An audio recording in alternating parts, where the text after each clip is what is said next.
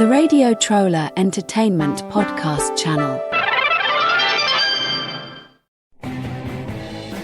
There are those albums that are artistic, critical, and commercial milestones.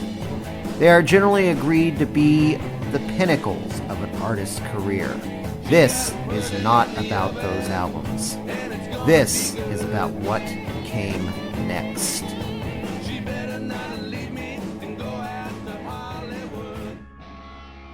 The Traveling Wilburys originally consisted of George Harrison, Tom Petty, Bob Dylan, Jeff Lynne, and Roy Orbison.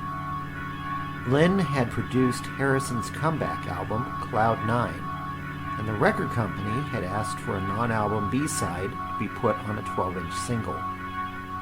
At the time, Lynne was producing some new tracks for Roy Orbison's upcoming album, Mystery Girl, as well as Tom Petty's first solo album, Full Moon Fever. Harrison and Lynne had dinner with Orbison, and when the subject of needing to record a quick track came up, Orbison volunteered his time. Harrison then called Bob Dylan, asking to use his garage studio, and then Petty ended up joining when Harrison stopped by to retrieve a guitar he needed for the session. The resulting track, Handle With Care, was rejected as being too good to be a mere B-side. Harrison proposed that they write an entire album together, and that album eventually became Volume 1, released in 1988, and the group became Traveling Wilburys. Though the singles Handle With Care and End of the Line only had moderate chart success, Volume 1 reached number 3 on the Billboard 200 and helped boost the careers of all the participants. Tom Petty's last album with the Heartbreakers had been a bit of a disappointment, while Orbison was only just returning to recording after redoing a number of his songs with David Lynch for the movie Blue Velvet. Dylan had released a number of critically savaged albums during the 1980s, and suddenly came back with the Wilburys, singing the best he had in nearly a decade, as well as showing his writing could be as fresh as ever. Lynne, who had closed the door on Electric Light Orchestra after the 1986 album Balance of Power, was becoming a highly sought-after producer. Unfortunately, tragedy soon struck with the death of Roy Orbison in 1988, shortly before the release of Mystery Girl. The album was the major comeback Orbison had needed, but he was not around to see it, and the Wilburys themselves were out a signature voice that had helped push Volume 1 to the heights it achieved. However, with the success of Mystery Girl and Full Moon Fever, and the release of Jeff Lynne's first solo album, Armchair Theater, in 1990, Harrison was anxious to press on with the Wilburys and see if the momentum was still there. The first single without Orbison was a cover of Nobody's Child, a song made popular by Hank Snow, as a charity release for a fundraiser for Romanian orphans. A full album, Volume 3, was released on October 29, 1990. Volume 3 was recorded at Wilbury Mountain Studio in Los Angeles, California, and at FP Shot in Oxfordshire, England, between April and May 1990, with some additional recording in July.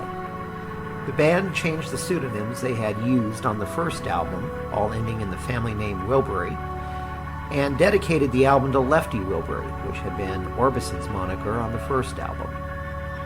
It was produced by Harrison and Lynne, and featured Jeff Lynne on guitar, bass, keyboards, and vocals, George Harrison on guitar, mandolin, sitar, and vocals, Bob Dylan on acoustic guitar, harmonica, and vocals, and Tom Petty on acoustic guitar and vocals.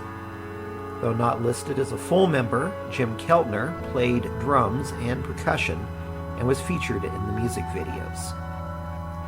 She's My Baby, featuring vocals from all the members, was the first single from the album and received decent radio play, although it did not chart in the US. The second, Inside Out, was released in Canada and Germany and featured environmentally conscious lyrics and was also a favorite by critics. It featured Dylan on the verses and Petty on the chorus, with a bridge sung by Harrison and Lynne.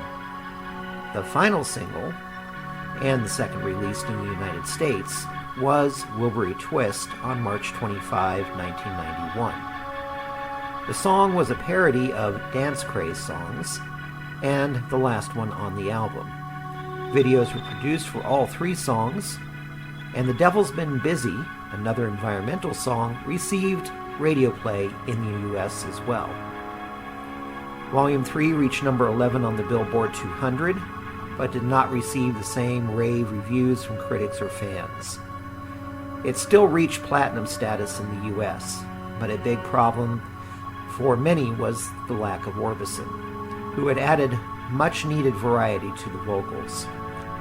Despite that, it still performed well enough that Harrison had meant to get everyone together to do another Wilburys album at some point, but it never worked out, and the band died with Harrison in 2001.